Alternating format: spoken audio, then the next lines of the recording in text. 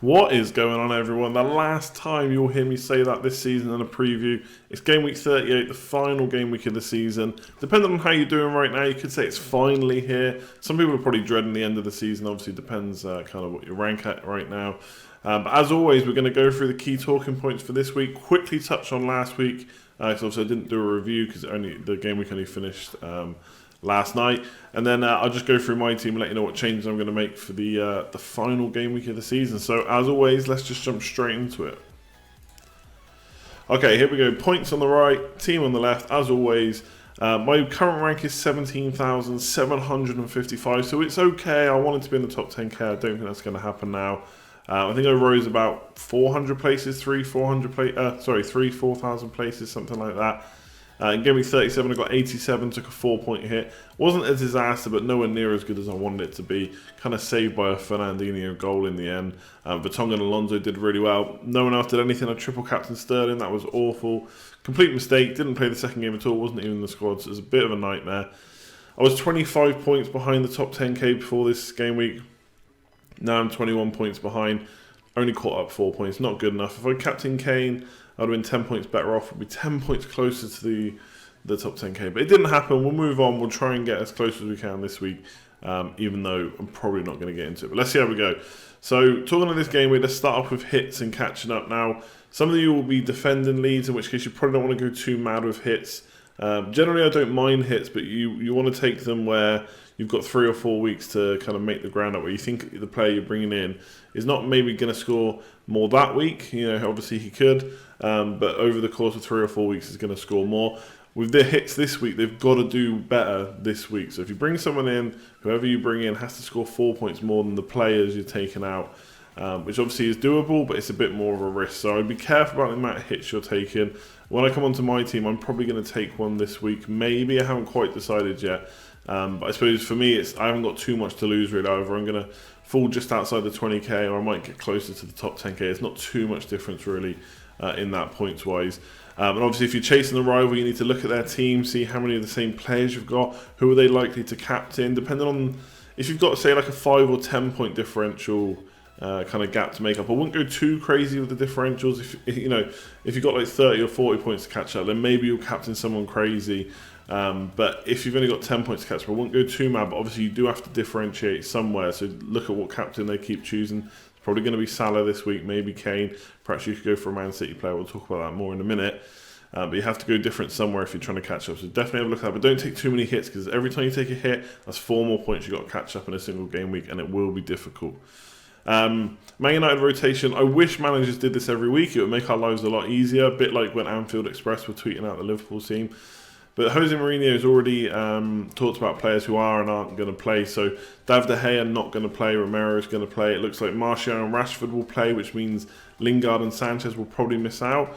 Lukaku's still out. He's not going to be back. So Lingard may play, but Rashford and Martial definitely. Carrick's going to play. I think Blint is going to play as well in defence. So we could see someone like Smalling miss out as well. Not guaranteed. I don't think Mourinho said for sure that he's going to be rested, but it is an FA Cup final the week after. So they've only just played on Thursday night against West Ham. So you'd expect a lot of the players to be rotating it. It does look like quite a few changes are going to be made.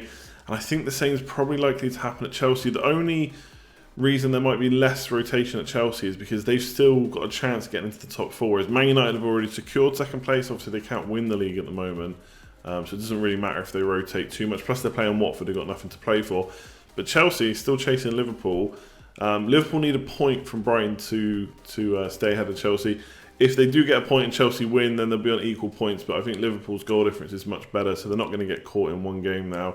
But if Liverpool were to lose somehow, and Chelsea were to win, then Chelsea would be in the top 4 and Liverpool would be out of it. And the only way for them to qualify then would be to win the Champions League final, which is obviously going to be difficult against Real Madrid. So, kind of touching on Chelsea rotation, there might be a bit, but we saw how badly they did against Huddersfield when they rotated all the players out. So I'm expecting them to field a mostly full-strength side, but I wouldn't be surprised if 1 or 2 players missed out just because of that FA Cup final.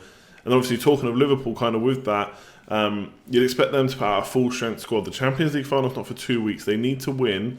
The only thing I can maybe see happening for Liverpool is, like I say, they only need a draw.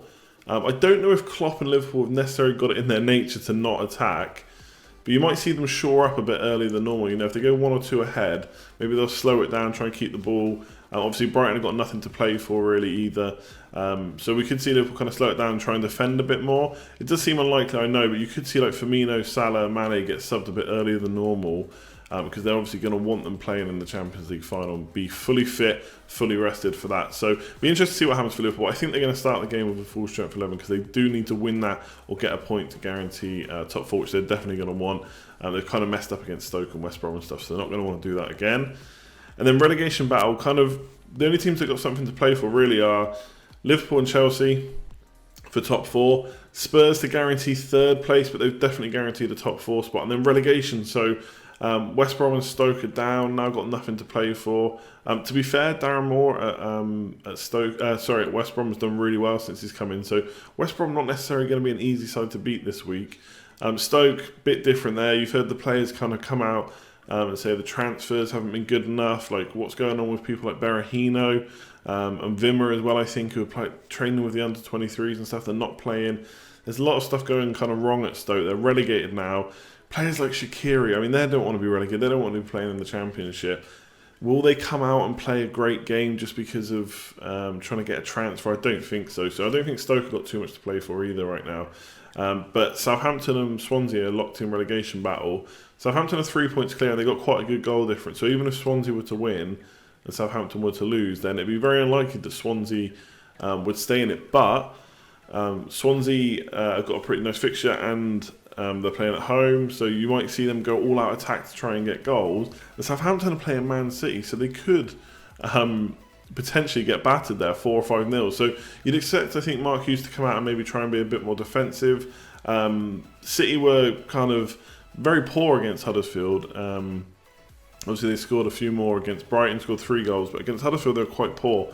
They were locked down by them, so I wonder if Southampton will come out and try and do the same and keep the score down to kind of 2 or 3 goals instead of like 4 or 5. So Southampton could set out defensively, which might make Man City assets a bit less likely to score the norm, but I certainly wouldn't bet against them. So yeah, keep an eye out for Southampton as well. I might look at getting someone like Jordan Ayew in if they're going to go all out attack and see what he can do for me. And then captain choice this week. I mean, Salah looks like the obvious pick. Brighton at home, obviously the top scorer this year, has been really kind of really steady in his points. He's kind of got points most weeks, apart from the last 2 weeks, of course. So I think most people are going to captain him. Now, if you want a differential, you basically look anywhere else apart from Salah. You'd imagine Kane will be the second most captain. So currently I've got it on him because he's a bit of a differential. I think probably 50% plus will captain Salah in the top 10k. So if I want to make up ground, I've got to go for someone different. So I'm looking at Harry Kane. I think Man City options, Sterling's fully rested. Jesus is probably still going to play.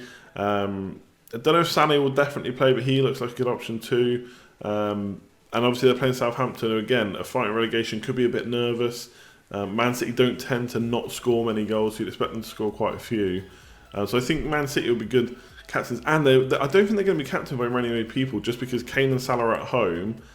And obviously people have still got the kind of memories of Gameweek 37 in the head that, you know, people like me, Captain Sterling, do we really want to captain him again? Jesus didn't perform either, and even Harry Kane out of form got a goal. So I think Sterling and Jesus are still good captain options. I don't think many people are going to go for him. So if you want to go uber differential, you could look at one of them. I am looking at Sterling too, but right now I've got it on Kane. He's got a good record against Leicester. Leicester got nothing to play for, might rotate a little bit. Obviously Vardy tends to do well against the top 6, but I don't see Leicester winning this game. And Kane just got to get into some form before the World Cup. He scored against, I think it was Newcastle, so he's finally got a goal. But it is just one more goal again. You know, this is a man that we've seen score 2 or 3 goals back to back. Just wondering if he can do it again. So it's a bit of a worry having it on Kane. I don't know if it's the best move, but I've got to go for a differential this week to try and get into the top 10k. So that's probably going to be my move. I may shift it to Sterling. I'll see. Otherwise, looking at my team, obviously De Gea is a problem. I've kind of already talked about hits. I'm in a position where we're kind of almost in no man's land, where I could try and go for the top 10k, which is what I want to do, but I don't think I can do it at this point without kind of a few uber differentials, and I don't want to take too many hits to get to that point. Or I'm going to fall outside the top 20k, which is not the end of the world. So I may just play Ryan. Yes, it's not ideal against Liverpool, especially when you consider that Salah's a captain option. But he has done pretty well recently. He's get save points in his locker, so you could go for Ryan. The only problem with my team is I've got Barnes, who's definitely out. Lingard, who I don't think is going to play. Fernandinho, 2 goals in 3, so maybe it's not the worst thing to have to play him. But is he going to get another one? I'm not quite sure. Is he definitely going to play? I don't know. I think he probably will, but obviously always that chance that he won't. And I think Lingard's going to miss out, so I kind of want to get rid of Lingard or substitute Barnes for someone. So the options I'm going for are Barnes to Jordan Ayew, which will be free. I can then bench Lingard or play him and bench Fernandinho, and then obviously if Lingard doesn't play, then Fernandinho will come on. But there's always a chance that Lingard will come on for the last kind of 20-30 minutes. That's a bit of a worry. But I then would have Jordan Ayew for that Swansea game, with them trying to score lots of goals. The other option is to try and just go for it a little bit more. So David De Gea to someone like Karius, Romero. So like I said, David De Gea is definitely going to miss out. So Romero is going to come in and play. He's got a pretty good record when he plays. He's obviously a small sample of games, but a pretty good record of clean sheets. So Romero, Karius, and Adrian from West Ham is only 4 million. Now if I go for Adrian, it means I could do Lingard to Martial as a differential. Like I said earlier, he's going to play, same as Rashford. Or I could go Ramsey. I don't know if he's definitely going to play, but you think Wenger will want to play a full-strength side. Ramsey's had quite a few rests recently, so he'd be one I'm looking at. So Romero and Ramsey in for David De Gea and Lingard, or Adrian and Martial. Or I may just play safe, which is very boring, not take the 4-point hit and do Barnes to Jordan Ayew. So that's what I'm thinking for this week. Otherwise, I'm pretty set on my team. Yes, okay, we don't know if Son will definitely play. Maybe Lamella will. Will Burnley really keep a clean sheet against Bournemouth? I don't know. Will Alonso play? Not sure about that. If Vardy scores, I'm going to lose my clean sheet against Vertonghen. But at the end of the day, I can't make unlimited transfers this week. I've got to go with this team. Fairly happy with it. I don't think it's the worst team.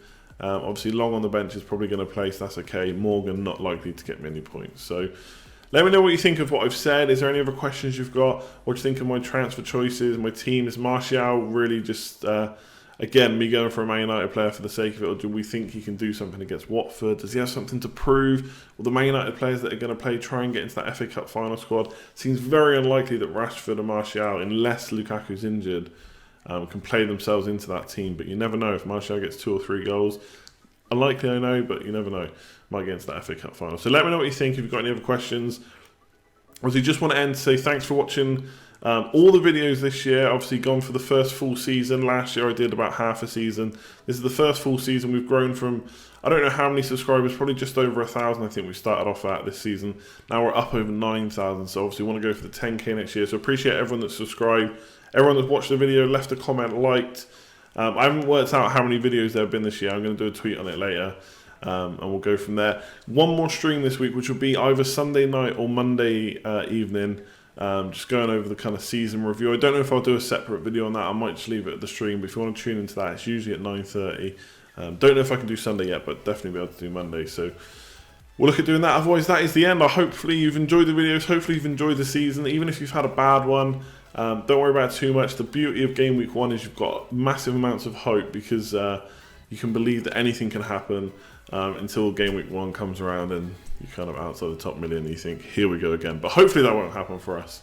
I'm going to leave it there for the last time. Like, comment, share, subscribe, all that good stuff.